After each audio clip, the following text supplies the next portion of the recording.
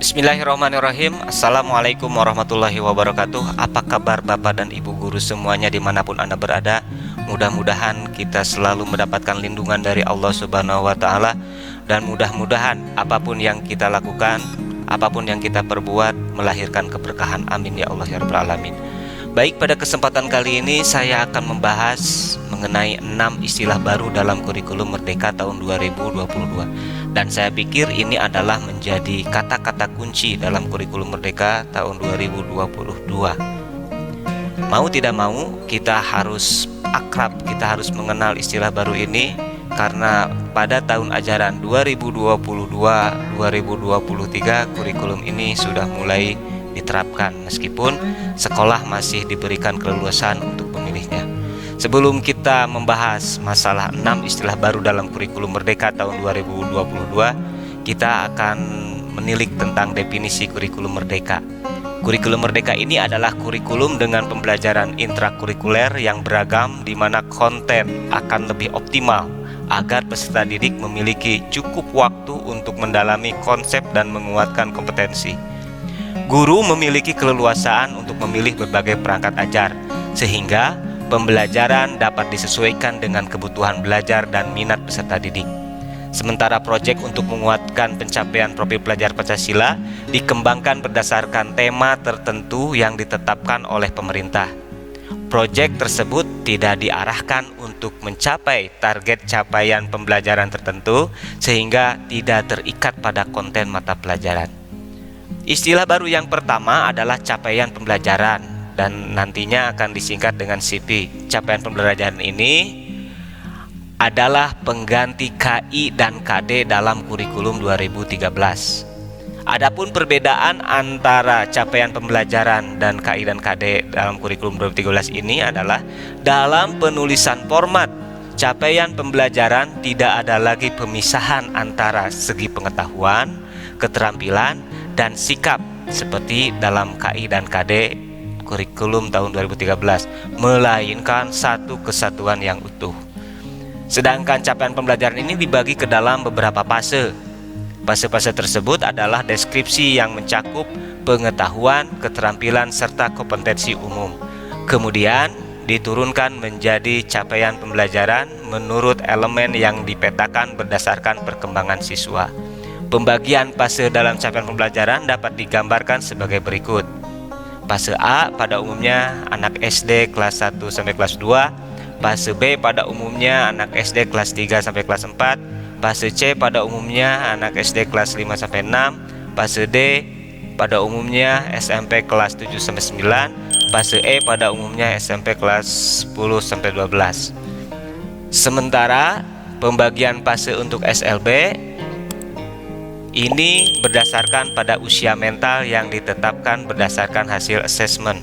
Pembagian fase dapat digambarkan sebagai berikut. Fase A pada umumnya usia mental 7 tahun ke bawah. Fase B pada umumnya usia mental kurang lebih 8 tahun. Fase C pada umumnya usia mental kurang lebih 8 tahun juga. Fase D pada umumnya usia mental kurang lebih 9 tahun.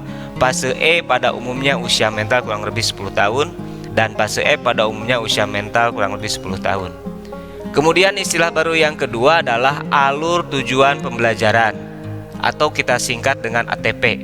Alur tujuan pembelajaran adalah rangkaian tujuan pembelajaran yang tersusun secara sistematis dan logis menurut urutan pembelajaran sejak awal hingga akhir suatu fase.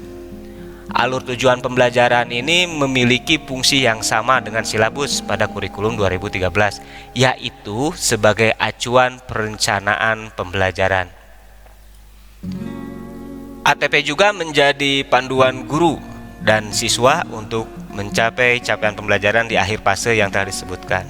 Secara operasional, komponen tujuan pembelajaran dapat dimuat 3 aspek, antara lain kompetensi, konten, dan variasi. Sedangkan kriteria alur tujuan pembelajaran yang pertama menggambarkan urutan pengembangan kompetensi yang harus dikuasai peserta didik. Alur tujuan pembelajaran dalam satu fase menggambarkan cakupan dan tahapan pembelajaran dari awal hingga akhir fase. Alur tujuan pembelajaran pada keseluruhan fase menggambarkan cakupan dan tahapan pembelajaran yang menggambarkan tahapan perkembangan kompetensi antar fase dan jenjang. Istilah yang ketiga dalam kurikulum Merdeka tahun 2022 adalah modul ajar. Modul ajar adalah pengganti dari RPP di kurikulum 2013. Modul ajar ini selayaknya seperti RPP tetapi dilengkapi dengan berbagai materi pembelajaran, lembar aktivitas siswa, dan asesmen untuk mengecek apakah tujuan pembelajaran dicapai siswa atau tidak. Intinya, modul ajar tersebut memiliki komponen yang lebih lengkap dibandingkan dengan RPP. Adapun macam-macam modul ajar ada dua, modul ajar umum dan modul ajar khusus. Modul ajar umum untuk proses pembelajaran yang diwajibkan untuk semua guru mata pelajaran. Sedangkan modul ajar khusus, proyek profil pelajar Pancasila yang dikhususkan untuk pengembangan proyek profil pelajar Pancasila, hanya dibuat oleh guru yang mendapatkan tugas tambahan sebagai koordinator proyek tersebut. Istilah-istilah baru dalam modul ajar umum diantaranya ada pemahaman bermakna, ada pertanyaan pemantik, refleksi peserta didik dan guru, serta glosarium. Kemudian istilah baru yang keempat adalah profil pelajar Pancasila. Jika di kurikulum 2013 kita mengenal penguatan pendidikan karakter atau biasa disingkat dengan PPK. Namun dalam kurikulum Merdeka kita akan mengenal istilah profil pelajar Pancasila. Profil pelajar Pancasila adalah profil lulusan yang bertujuan menunjukkan karakter dan kompetensi yang diharapkan diraih dan menguatkan nilai-nilai luhur Pancasila peserta didik dan para pemangku kepentingan. Adapun dimensi profil pelajar Pancasila diantaranya adalah beriman, bertakwa kepada Tuhan Yang Maha Esa, dan berakhlak mulia, berkebinekaan global, mandiri, bergotong royong, bernalar kritis, dan kreatif. Yang kelima, istilah baru yang kelima adalah teaching at the right level. Teaching at the right level adalah sebuah pendekatan belajar yang mengacu pada tingkatan capaian atau kemampuan peserta didik. Teaching at the right level merupakan pendekatan belajar yang tidak mengacu pada tingkat kelas, melainkan mengacu pada tingkat kemampuan siswa. Inilah yang menjadikan teaching at the right level berbeda dari pendekatan biasanya. Teaching at the right level dapat menjadi jawaban dari persoalan kesenjangan pemahaman yang selama ini terjadi dalam kelas. Istilah yang keenam, istilah yang terakhir adalah kurikulum operasional di satuan pendidikan atau disingkat dengan KOSP. KOSP atau kurikulum operasional di satuan pendidikan adalah nama lain dari KTSP.